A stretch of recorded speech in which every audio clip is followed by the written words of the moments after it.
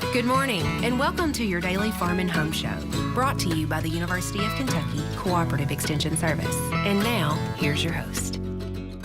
Good morning, and welcome to your Farm and Home Show. My name is Joanna Coles, and this morning we're visiting with Andrea Stith. She's the Barren County Extension Agent for Horticulture. Good morning, Andrea. Good morning, Joanna. Thank you so much for inviting me to come back. Well, I'm glad you're here today because I think that you're going to talk about something today that interests quite a few people, and that is accessible gardening. You know, there's a lot of people who love to garden, but they might have some physical limitations. And you're going to talk a little bit about today about how to choose some tools and maybe how to make that a little bit easier.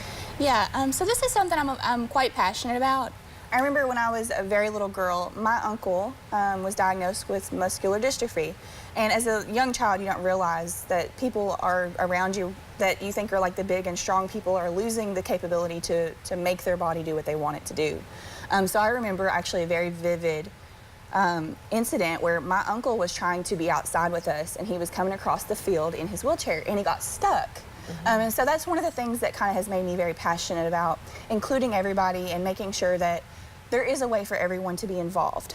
So I want to talk a little bit today about some of the things you can do to make it safer for everyone in your family to be involved in your garden, or if there's people that have gardened all their lives and they've lost that mobility, that they can then make adjustments to their garden space that can kind of help improve and make it to where they can still do what they love. Absolutely, because gardening is therapy for some people. It's something they certainly enjoy and love getting outdoors, and you know, when you're not able to do that anymore, it's sad. It can be a stress reliever too, and you know just as well as I do, when people are going through medical issues or anything like that, that stress is on you strong. And so if you have something, an outlet to kind of get it out, it's great to have. So if gardening can be that for people, it's excellent. It's also a creative outlet. So people that sometimes they're stuck in the house all the time, they don't get to go out and do as many things as they would like to do, they can use gardening as their creative outlet to kind of create their own space and make it comfortable for them. It's also good for exercise. So whenever, you know, your muscles start to tense up, if you can get them active again, you can get a little bit of your mobility back. So that's important as well. So it can have a positive impact on a variety of different people. Kids with autism and ADHD have thrived in garden situations.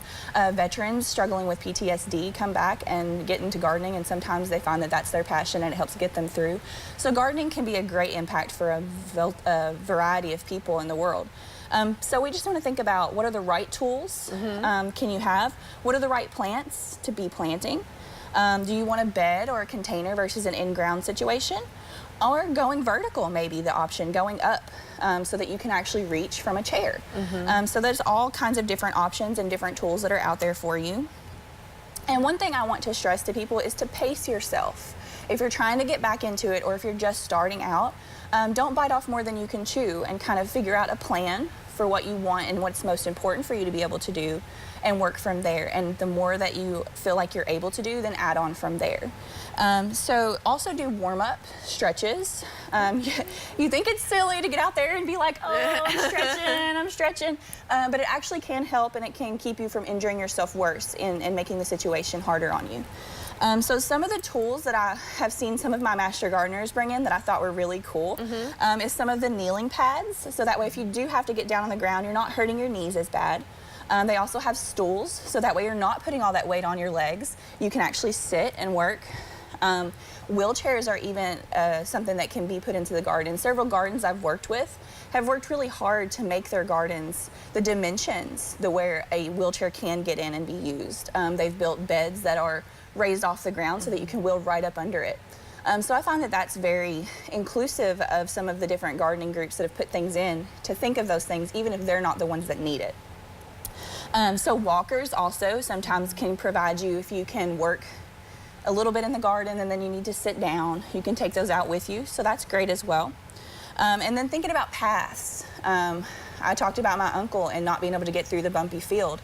So thinking about smooth surfaces that you can kind of get around in, even if it's just a mulch situation, it can make it easier for them to get in and out and not have a bunch of the rough ground.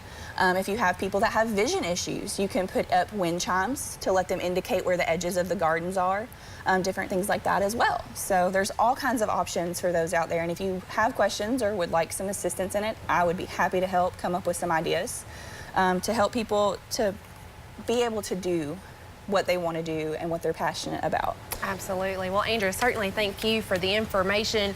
And if you have questions about garden accessibility or maybe the right tools, make sure to contact your local extension office and we'd be happy to help. Thanks for watching and have a great day. If you have questions about today's topic, please call the Barren County Extension Office at the number on your screen. Thanks for watching and have a great day.